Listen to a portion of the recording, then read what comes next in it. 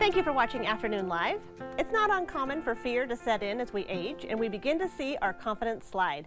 So here with tips to help boost our confidence as we mature, we welcome back the author of Cannonball, Fearlessly Facing Midlife and Beyond, Amy Schmidt. Hey, Amy. Hi, Carrie. How are you? I'm great. Good to see you again. Good to see you. Such a great topic. It is such a great topic, one of which I know nothing about, because 40 and beyond, I haven't hit that spot yet, so I know nothing about which we speak. Oh, wait, or maybe I do. Maybe I know all too well what we speak of. So, yes. So why do you think that women tend to lose confidence as we age?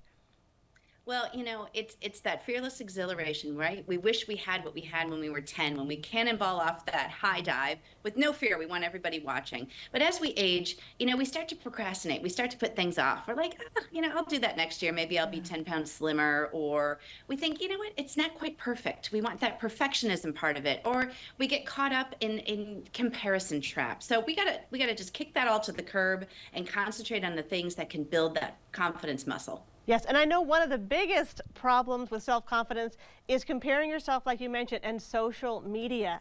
So I'm wondering, Yes. what do you suggest for women? Because social media brings such positive things and so many benefits, but yet there's all those negatives, and do they counterbalance? What do you think? It does. It does. You know what? I think these are things you have to really, you have to look at it kind of, through the lens of doing a time audit and a life audit. And that's how I look at social media. You don't want to wake up the first thing and scroll through everything. You just don't want to do that. And that's all about routine. And we can talk about that another time. But looking at a time audit is, how are you investing your 24 hours? We all have it every day. How are we investing that time? Are we looking at accounts that are really encouraging us, that are sharing tips and valuable insight for us to really feel good about ourselves? If they're not, then you block them, or you just kind of put those to the side and say, well, maybe I'll come back to them at some point, but they're not adding value right now. And you also look at a life audit and you look at who you are surrounding yourself with. Who are the people that are really in your orbit right now? They say that the 5 people that you spend the most time with is who you're most like. So look at those people, those pillars in your life. And you know what? There's friendships that bloom, and sometimes they might just take a little hiatus for a while, and they might just not need to be watered and fertilized for a little bit. They might rebloom. You never know. But look at those two things, a life audit and a time audit, to really boost your confidence. Okay, great. And you mentioned there's other ways too. You say acknowledge your accomplishments.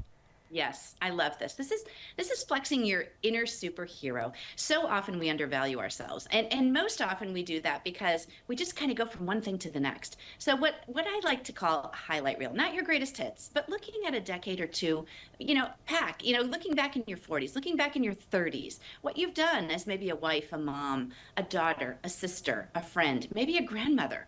One of those things or all of those things, what have you done that you might have overlooked? A lot of times we think, oh, I was the chair of that committee, and oh yeah, I managed the budget, and I did those things. And sometimes we undervalue them. And actually, all of those experiences that we have, all of those stories, those failures, those accomplishments, those triumphs, all of it, they parlay us. They really translate. Those experiences translate and can build our confidence if we really look back at what we've achieved. Now, on that same note, what do you say to women who look back in their 40s and 50s and feel like, I had my babies, I got married, I had a career, I'm where I want to be in my career, and you kind of feel like maybe some of the best stuff is behind you? How do you? Right. And, it's so often we get caught up in that. And we think, oh, it was so great back then. But you know what? That's where we have to really go to these pillars in our life. So often we forget where we add value, right? Simon Sinek says this best. You go to your best friends and you say, you know what?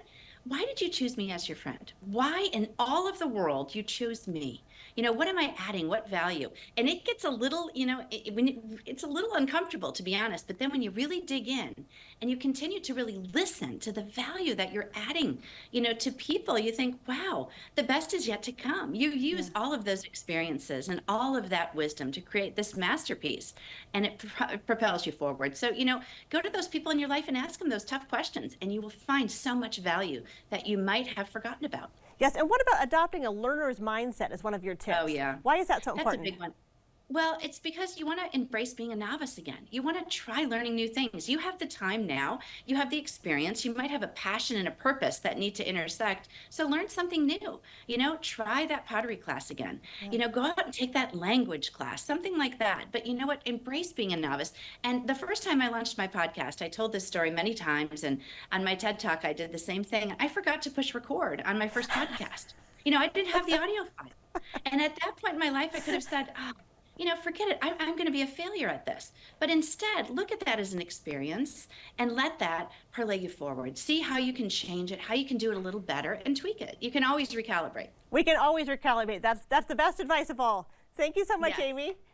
You're welcome. See you soon. Yes, the book again is Cannonball, Fearlessly Facing Midlife and Beyond. We'll have more information on our website at ketu.com. We'll be right back with more Afternoon Live right after this.